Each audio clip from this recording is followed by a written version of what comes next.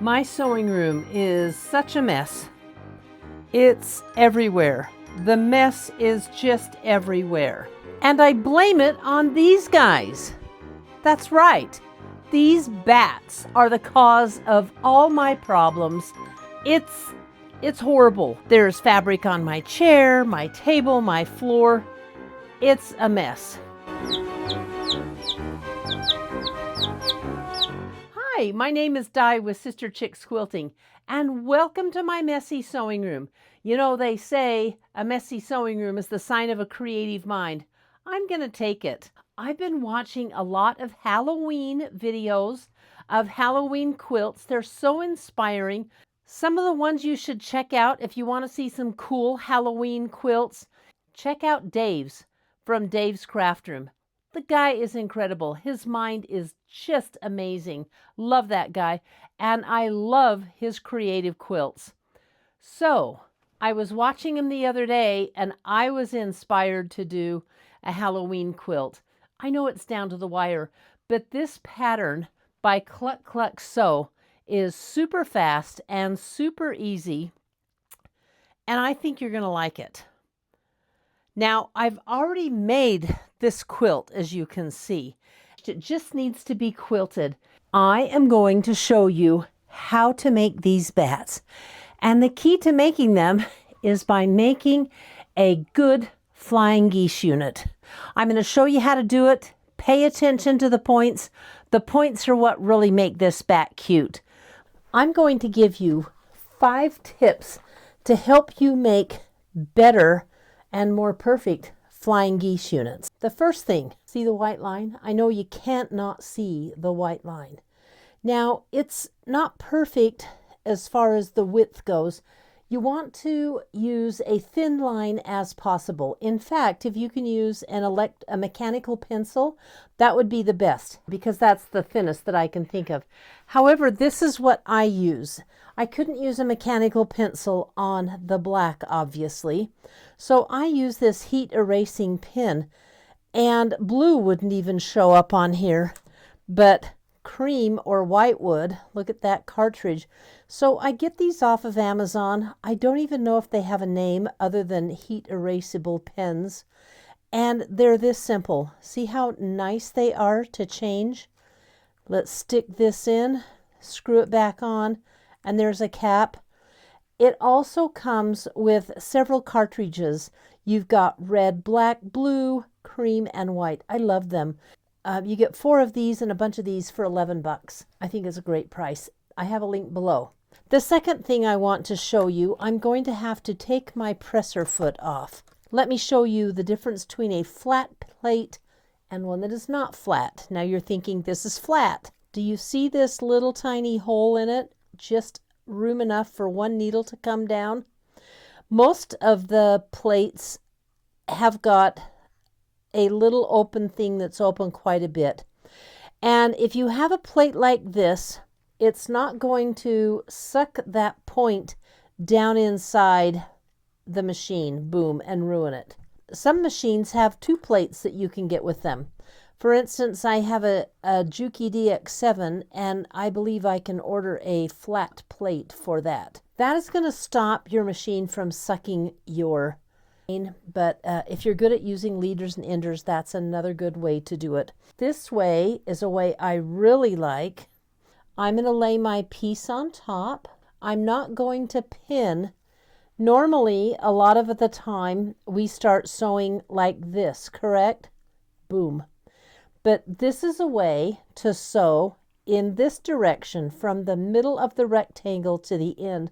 And if you sew in the middle of the rectangle to the end, you are not going to have your machine suck down your work, even if it's not a flat plate. On to tip number 3. I know you can see the line that I marked with my heat erasing pen, and right next to it is a line of stitching. It's not on top of the line of stitching. Do you know why? Because when you fold this over, and you will, there's always a natural little bump that occurs right at that fold line. You can't do anything about it. And if you sew on the side, it gives you that much extra fabric to fold over. So your fabric, so your points are even with your rectangle piece. On to tip number 4. When you go to iron, you ought to set your seam before you press it open. Do you know what setting a seam does to this seam that you've just run? It causes the stitches in this thread to sink into the fabric, therefore making it thinner and less obtrusive. So if you set your seam before you fold it over, finger press it and iron it down, it's going to be flatter. And then number 5 is going to be one that it may be a letdown, but it's practice, practice, practice in my book. As I was making this quilt, my flying geese were getting easier to do. I'll save it for another video where I'll show you how to do no waste flying geese and a bazillion flying geese out of a little square, because you know those are out there, right? Anyway, but I just wanted to give you those tips to make a better flying geese unit. And practice, practice, practice. Off I go. Now that I have my flock of geese done, we need to make some bat wings out of this. So I'm going to take 2 flying geese and put them together like this. I'm going to flip this up, line it up. There we go. Line it up with that. This lines up on the point. I'm going to bend this over so it lines up on all the sides. And then I'm going to get out the pin. And I'm going to put my pin in right about 1/4 inch right next to the seam. I don't know if you can see it because it's on orange thread and it's coming out on the other side. I'm going to pin it like this. I just find it's a little easier. I'm going to follow the seam line and stick the pin in right along the seam line like that at an angle. And everything is still lined up pretty well. Well as can be. It's a little higher on this end, but I think that's going to be okay. And then I'm going to shoot for the moon and go with it. Here I go. Okay, ready? I'm going to pull my pin out. This is where I'm going to cross my fingers because I haven't seen this, but you're going to see it with me. Oh! Curses! Look at that. I did it wrong. I didn't have it lined up exactly because you can see that this one on the left is lower than the one on the right. So that means, that's kind of embarrassing. I was wanting to show a perfect one because, you know, it would make the video all that much better and me that much more, what? A magician? I don't know. Let me quickly pull these stitches out though, and we'll line it up and go for it again. Now I have to tell you, not every time I do this does it come out perfect. But I would say 80% of the time it does. The other 20% of the time I'm doing this. Let me start by lining these up. This side and this corner matches pretty darn good. Here goes a pin straight through. I'd say that should do it. And here I go. All right, I'm going to look before I show you. It's still not perfect, but it's close. See, there's a tiny little black piece right below the line. Here's what I'm going to do. I'm going to leave it, and this is why. Because when I sew it, I'm going to come along and I'm going to sew it right next to here, and I'm going to cut that off, and it'll be in the seam. Okay, let's try it with another 2 pieces. Got to get these bat wings down, man. Lined up all over. There goes my pin. It's not quite perfect. Golly gumbo, Batman. Here I go. Okay. I did it again. I promise I was practicing this and this was not happening. they were all lining up. Only because I want to show you the perfect video. So one time I'm going to unpick this bad boy and then take it the way it falls. All right, here I go again. Oh, thank goodness. All right, then I'm going to press these bat wings. Now I have 2 pressed bat wings, and I'm going to take this piece with the 2 corners and put the bat wings on. See how that's going to go? Isn't that cute and clever? And I'm going to sew it in this position because I want to watch those points and make sure I don't cut them off but get right next to them. So I'm making sure that the black corners match the black corners. I'm going to put a pin in so it won't slide and start sewing. Look at that. Isn't that clever? And I've got points. Now for my second bat wing, we'll do the same thing. This is the cutest pattern. I really think, well, first off, I really like Cluck Cluck Sews patterns. They're very easy. I frankly was a little intimidated at first, but after I sewed my first one, it was perfect. And there's my second bat wing. Then, so it fits the bat body, I'm going to put some background fabric on it to set that wing apart. Now I don't even have to look at the pattern. I just sew because I've made 20 of these blocks. It's really fun to do. And the last piece is another background piece, and we're going to cover up that point I messed up. Just like this. Lay it down, flip it over, make sure it's where it should be. Now we have to make a bat body, and I'm going to do that by putting this last Flying Geese unit on top of this rectangle. There's the body. Let me press these and we'll put them together. So in the pattern, some of the bats are flying straight up and down, high or low, and some of them are flying on the angle. And to do that, you just sew triangles on. Of course, the pattern tells you what size to cut the triangles. But I don't even pin these. I just place them so they're even and stitch away. We're going to sew a bigger one on the top and the bottom, and our bat will fly on an angle either to the left or right. It's just pretty cool. This is the coolest pattern.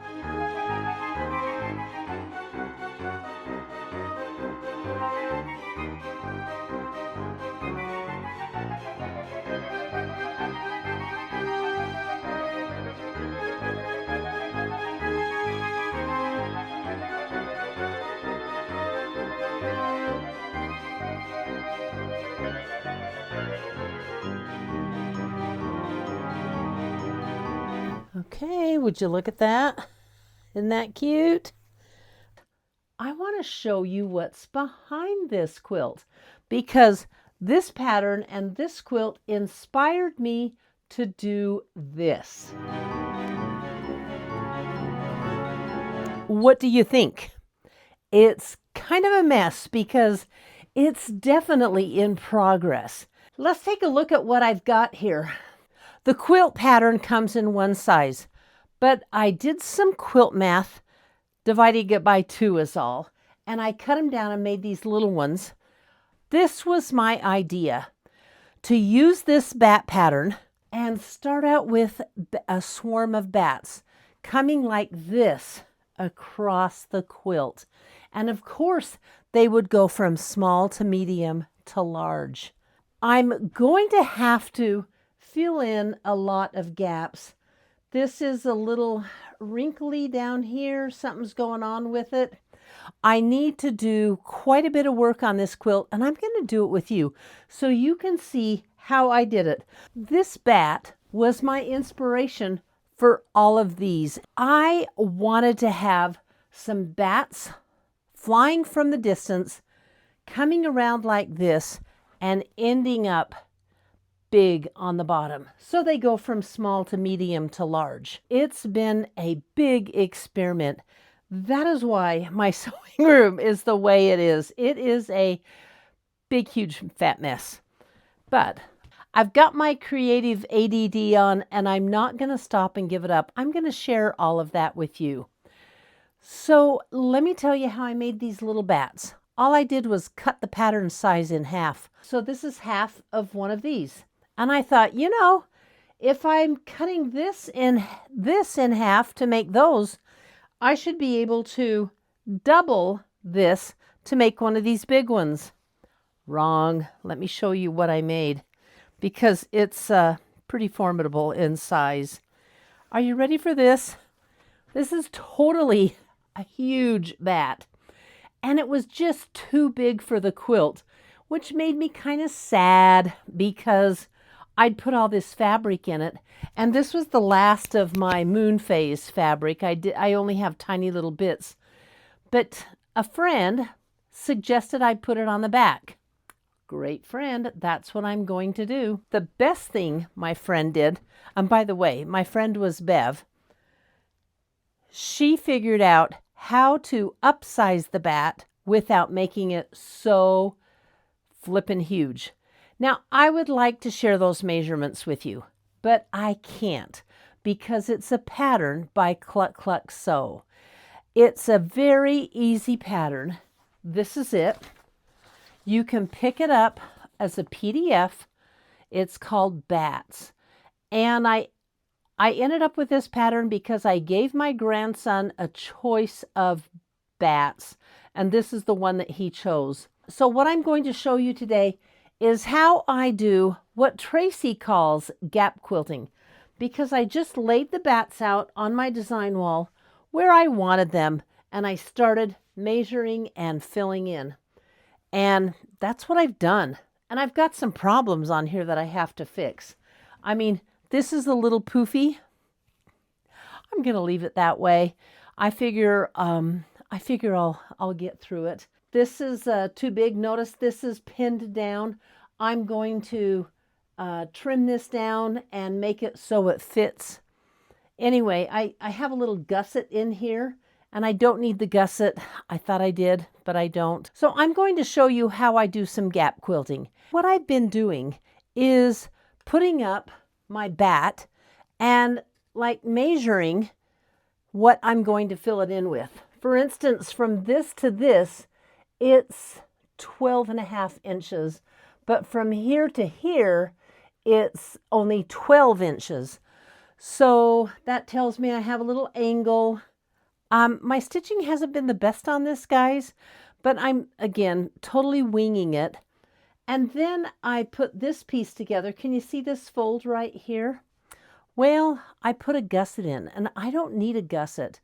And this is one of the tools that I've used to do this. It's a heat disappearing pin. And I am just going to put this right at the bottom of here with my ruler and scribe a line right on the quilt, because when I get it on, I'm going to iron it off. These are the fabrics that I'm using to construct the background with, these grays. And I was going to put some oranges in it originally, but I decided not to. So I'm just going to lay everything over here on my collector chair. By the way, when I get it all finished, this is going to be the border. It's houndstooth bats. I think it'll be cool. I have relied on my rulers so much. They have been wonderful. There, can you see the gusset that I put in? I thought that I needed it because originally I put it up and it wasn't hanging right. Oh, you guys, what the heck? I'm just going to throw stuff around. This place is a mess. But what I am going to do is, I'm sure your sewing room never gets this bad. If it does, that means you're creative. I like you. And if you have a clean one, I like you too. I'm just a little bit jealous. Okay, so I am just going to cut this right along here. Instead of doing all this unpicking, I think this is so much more efficient. Except I want this edge on here.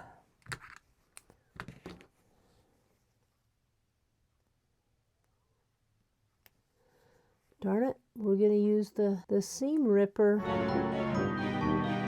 And then my favorite seam ripper, the yank and tear.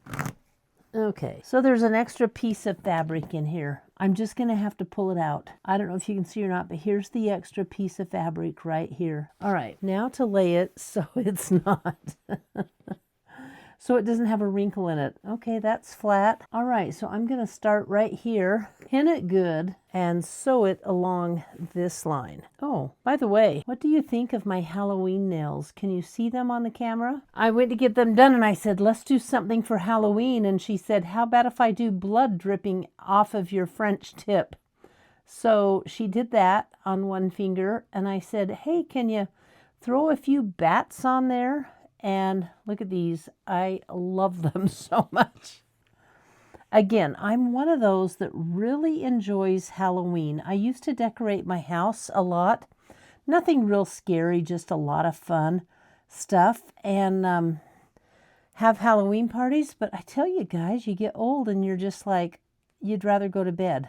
And I kind of hate that part of my life. I bet some of you can relate out there. And if you're younger than me and out there having a good time, oh, have one for me while you're at it. I think that is going to do it. I'm going to take this to my sewing machine and stitch it up along here. Then I'll hang it up and see how it hangs. And then I'll cut this icky piece off right here. While I'm at this point and you can see everything, I'm going to show you how I made the moon around this bat. First off, this is the pattern right here. This portion where I'm going around and around. The pattern gives you some options to position your bat. None of them included a moon, and so this is how I made my moon. I started with with the bottom side and with the top side. And I just sewed a big piece on. I mean, this piece came up to here, and this one came off to here. And then I sewed a side piece, this one here, on each side. And I had a big square, but I wanted it round. So I went to my cutting mat. I went to my wool pressing mat. And I used this ruler here. I found the place I wanted to draw it from. I didn't draw it right in the center of the bat. I actually tested several locations, but I put a pin down through the wool pressing mat, which is a good almost an inch, so it held it really well. And then I took my heat erasable pin, stuck it in the location I wanted, and I just spun it around like so. So I had a circle. Got it? It's not going to work here because this is on my regular cutting mat, but it was pretty easy to come up with a circle. So I cut my circle 1/4 of an inch outside the circle. So the circle was actually right about here. And then I started paper piecing, but I didn't have any paper. I used the same theory as paper piecing, and I started putting pieces on to give it sides. This was my first piece right here that I'm running around with, or that I'm showing you. And I sewed it on with extra up here, and I sewed it on right here, just like this. And I thought that was pretty cool. That worked out. And then I actually didn't trim it. I should have trimmed it, but who cares? This was my second piece, this little teeny skinny one. And I sewed it here. And this was my third piece, this big piece here. And so I just kept working around the moon with seams like this. Now, my moon is not perfectly round, but that's okay because it looks quilted and pieced. It's pretty cool. This is how it ended up turning out. I'll show you from...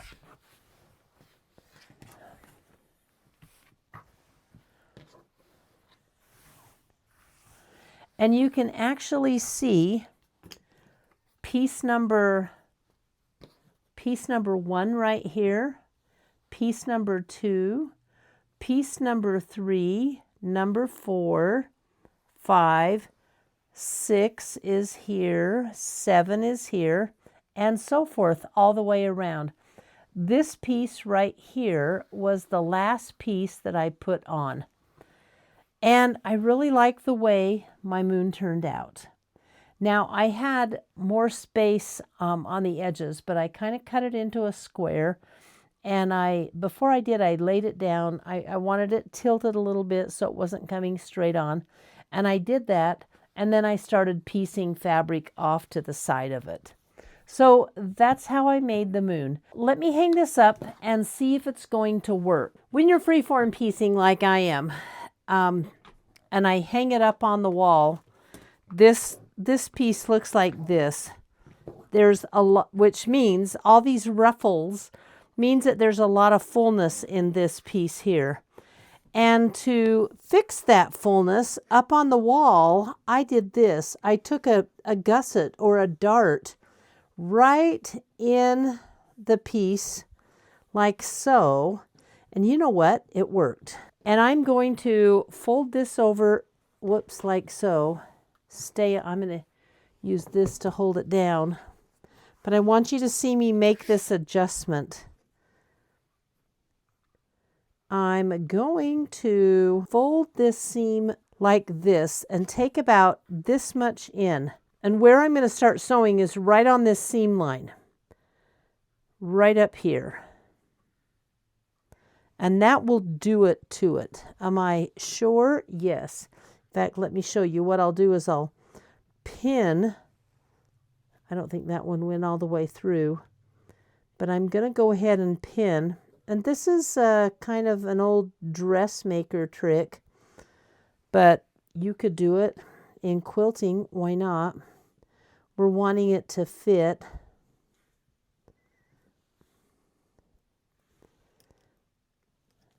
Okay, so I've got those pinned in. I'm going to flip this over, and it's going to look like that.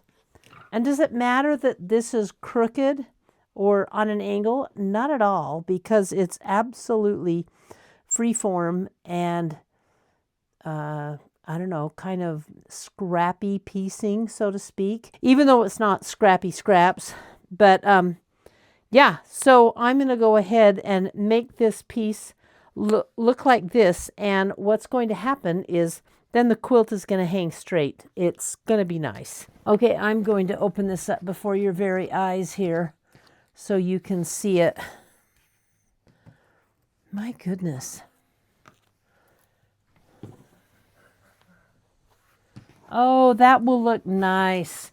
After you really can't tell, I'm going to press it down. I'm going to put this back on the wall, and I'll show you how you measure and fit a piece in, all right? I want to share my thought process with you in case you want to undertake something like this.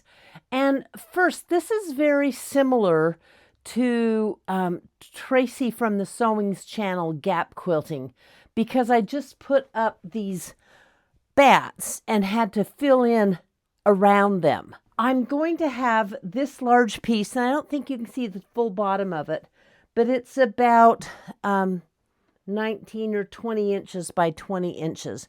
So I've got a big piece here. It's okay. That's all going to be filled up with quilting. Come on, guys. You know me. I'm going to quilt this in bats. But this is what I'm looking at. This line comes down like this, and then it curves out. And I want to put a piece of fabric down to make this quilt a little bit wider. So this is my thought. I'm going to, let's see, this comes out, this piece right here, it looks like it's about 4 inches out. So there's a curve on it, right? So this is my thought. Let's see if I can pull it off.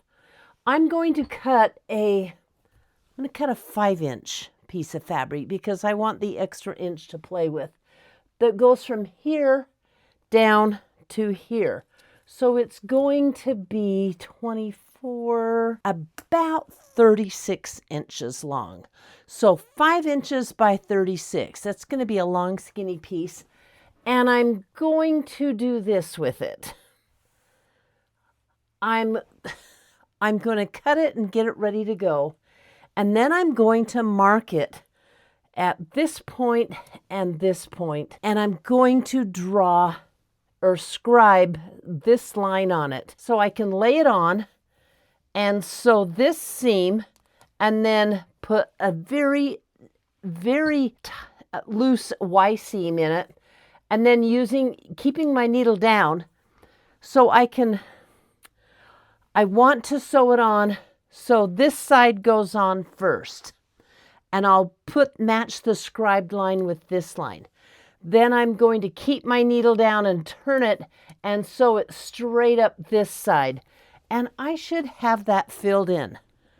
It sounds easy, right? I'm sure there's going to be a challenge or two to it. I need a 36-inch strip of fabric. And it's going to be easy because I'm just going to cut it on the width of fabric because that's going to be like, 42. And I'm going to cut it on 5 inches and with my left hand. I've been practicing like April does. And as long as you do it with moving your hand like this, I found I can cut cuts with my left hand. So I'm thrilled for that. Half of that would be 18 inches. So I'm going to do it the easy way. Here's my 36 inches. Not a bad mathematical cut, right? Now I want to go ahead and trim this edge off of. So this is the edge right here. I'm going to put it on the edge right there.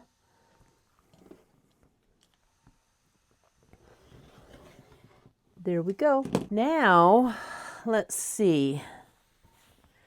How can I do this? We're going to lay it like this. I think I'm going to do it on, okay. I think this is how I'm going to do it. I'm going to lay this on the edge. Wrong. I'm not going to do it that way. I have to go about 4 inches. I'm going to do this just to hold it in place. You know what? This really would have been easier had I done Tracy's method and made blocks and put them on then put the blocks all together rather than try and doing this with the quilt. It's going to be from here down. So I'm going to scribe my red line like so. This is where this seam goes.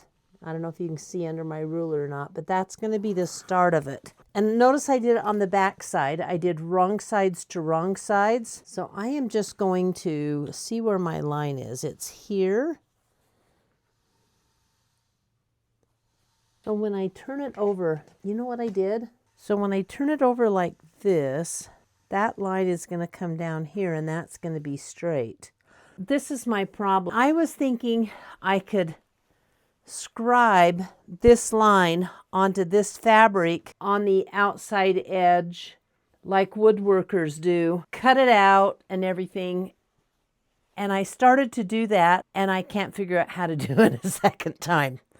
So I called in the engineer because he likes woodworking. And would you tell him what you told me? Sure. So, honey, one of the principles is to keep it simple. So here you have a straight line, and here you have a straight line. So just carry this straight line on and trim it. Oh my goodness. So keep it simple. That's what I'm doing. I am going to trim with my left hand again. Now I can sew the edge on.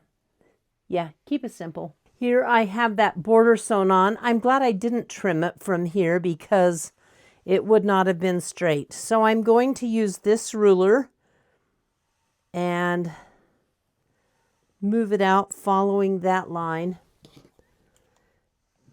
Now this line is not straight, so but it will be easier to go along with this line when I get it all done. Maybe I ought to just trim the entire piece. That might be the best. I'm going to trim the entire piece just to make it easier to put a piece attached to the end of it. We want it easy, right? I've been doing this all wrong. Okay, close enough for government work. I really should have watched Tracy's video on gap quilting and done it that way. Done it block by block. But this is where I'm at. And I just want to point a couple of things out. Even after the engineer told me to cut this line straight off, there's still a little bit of an angle to it. So you know what I did? I trimmed the outside of this piece. It gets narrower as it comes to the bottom. There's a couple of things I don't like, and then a lot of things that I really like. One is I don't like this line on the angle. And my plan is to put this block square or straight right here. And I am going to make a big wedge. I have pins in here. I kind of measured across as I've measured across as straight as I can. And I'm going to make a wedge that fits in there and that comes all the way over to here, to this point. Then I'm going to cut this off square. Boom. And I will have a square top half of the quilt. Now, all I have to do down here on the bottom are 2 bats that are hooked together, as you can see, and I want those in that position. Oh, by the way, you're probably wondering how big this is going to be, and kind of so am I. So I ran a tape across it, and it's probably going to be about 61 inches wide when I get the border all the way around on it. It's going to be a big snuggle quilt. So all I need to do is measure out these spots, add my pieces on, and trim them up. So I'm going to measure this. It's, let's see. I need to make it 8 inches on this end, and on this end, 0 inches. So 8 inches from there to there. This is going to be about 6.5, and this one is going to be 4.5. So it's going to be a little guesswork making that triangle, but I'm going to do it. I think I can figure it out. Can you believe I've gotten this far? This has been a true labor of love, but it's been a lot of fun too. And at first I was making these little squares and I was hooking them onto the quilt. It went so much faster when I made blocks and hooked them in big pieces to the quilt. In fact, speaking of big pieces, you can see that this piece is not connected, and this piece that's kind of lumpy down here, bumpy, is not connected. I put them up for a fit. But I'm standing back looking at the quilt, and 2 things stick out to me. First, it's long and skinny. No fear. This is already a patchy quilt, so I'm going to use this fabric. What do you think of it? It is Bat's Houndstooth. But I have 2 yards of this. That is plenty to put some nice wide borders on the sides. And you know what? I'm just going to put little narrow borders on the top and the bottom because I want the whole thing framed in. I also might trim the top. I'm definitely going to trim the bottom a little bit. Can you see it's down to my floor? But there's something else I see. And when you're shooting from the hip and doing freeform, quilt as you go, whatever you want to call it, this is what happens. Do you see the hole in the quilt? Now, the pattern is supposed to start here, curve around, and come back to the bat down at the bottom. And it does that pretty well. But, there's a hole right there. And yes, I know bats don't fly in perfect formation. But just to stretch myself, I wanted to put another bat in. And I thought, how in the world can I do that when I'm this far along? Do I make a bat and then cut out something and sew it in? Nope. I did a freeform bat. Now, let me show you how it's going to look. And I'm going to applique it on. I don't think anybody will notice, but I'm going to have it out here on this end, probably doing something like this. Oh, it needs another pin for that floppy wing. Now, what do you think? There's more bats. I like it. You know, it's fun because I could put it anywhere, but I don't want to destroy this line or this line here. And let me show you how I made the bat, because what I didn't do was put the frame on the top. You can see on this one very well that there's a bar across the top and a bar across the bottom, and that gives the bat a place to land in the pattern. Well, I didn't do those, but I did do the flying geese, and I figured out a way to fold them over, press them so I can pin this on and applique it. And the reason this is not sewn to this is because I'm going to applique this down.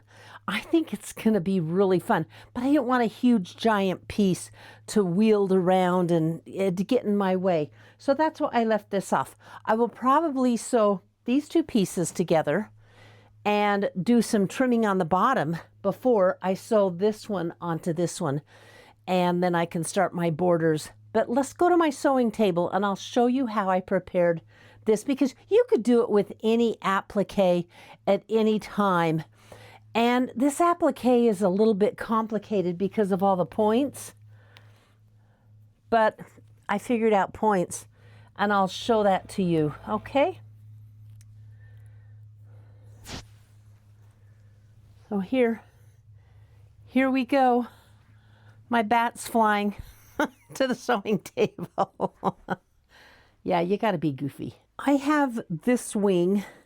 Isn't this fun, pointing with bats on my fingernail and dripping blood? But I have this wing completely folded and stuck down, and I'm using the old school glue method.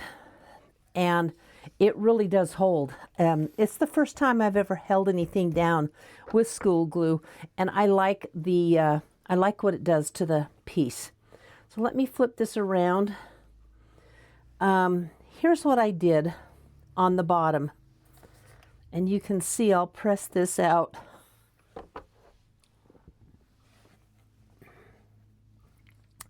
I cut it right down the middle of the goose unit, flying geese unit, to the tip without cutting it.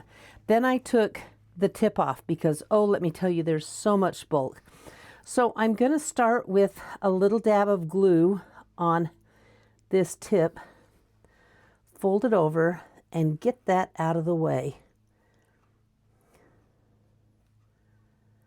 I'm going to fold it over and stick my iron down. It's cool.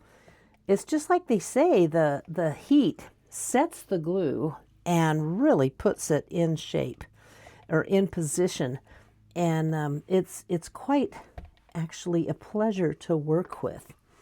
So the next thing I want to do is fold this over. This seems to be getting a lot in the way, this piece here. So before I do that, I'm going to go ahead and trim that off. And probably while I'm trimming, just trim that one off too. Throw those in the garbage.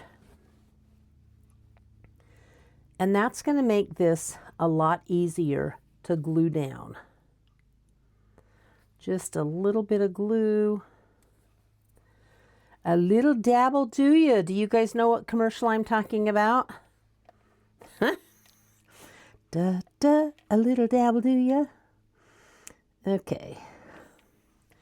This one I'm going to go ahead and get down as well. And get that green thread off.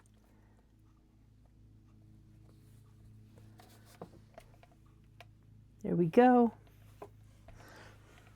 And then I'm going to fold this piece over like so. And you can see when I fold it over, if I hadn't cut that tip off, that point off, it would have been sticking out. So I'm going to give it a little shot of steam, make sure it's pressed correctly, and then I'm going to go back and glue it down. Just like that. Is that, you know what? It's going to be black on black. I don't care if the point is not perfect, but that is better than I did before. So I'll take it.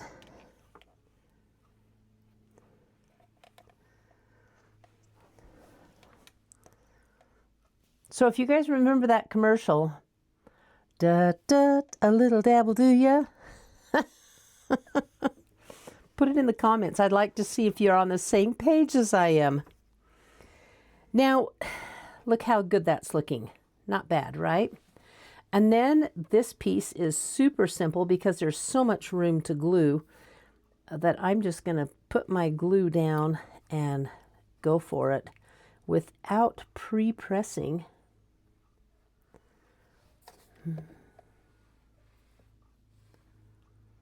Okay. It really, if you've never worked with glue on your appliques or other pieces that you would need to do this with, it's amazing. I highly recommend it.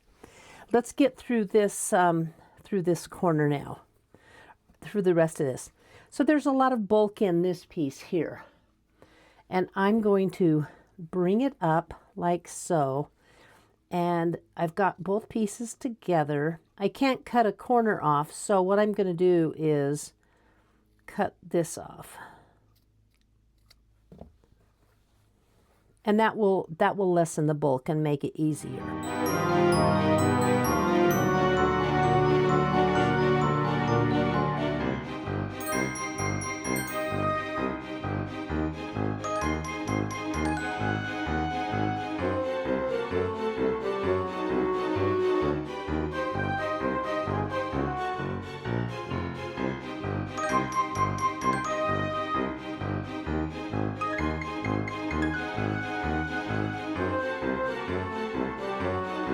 It is time. Place this bat on and applique him down. I have the applique pinned down, and you know what's interesting? The glue has made the edges kind of stiff, so I do not feel like I have to use as many pins, which is really nice.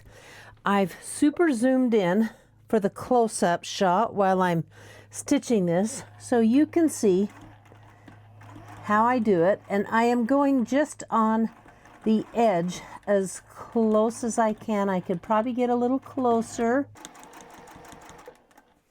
Okay. Oh, I'm excited. I'm at the end.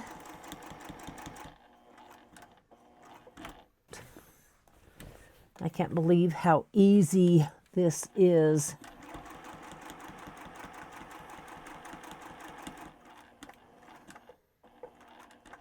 And then I'm going to go over my stitching, just a couple of stitches. And take it out. So I am just pinning the very bottom piece. Ta-da! And I think bats are in my belfry. Anyway, I have it done. And I want to take you outside show you my beautiful autumn leaves. And I'm going to lay out both of my back quilts under my tree with leaves falling all over them. It's just that time of year. This was a lot of fun to make. Oh, this bat is not going to be wasted. I'm going to put it on the back of the quilt. And you know what I might do for Halloween? I have got 4 or 3. I thought I had 4, but maybe I only have 3 Halloween quilts to quilt. I'm going to quilt them all. I wanted to close out my video with my beautiful fall leaves that are coming down. I love fall so much, or as Stacy from Stacy Lee Creative would say, fall. She likes the fall. Sorry, Stacy. I think her accent's darling. I would like to thank everybody for tuning in. I had so much fun teaching you about points. Points are important. They make great quilts. And if you get good enough at it, you can make great bats. So I really hope you'll learn something from the one with a plan to the one without a plan. Now, which was more fun to make? They were both more fun to make. This one just took a little more time. When you don't have a plan and you're putting it together on the fly, it's going to take a little bit longer.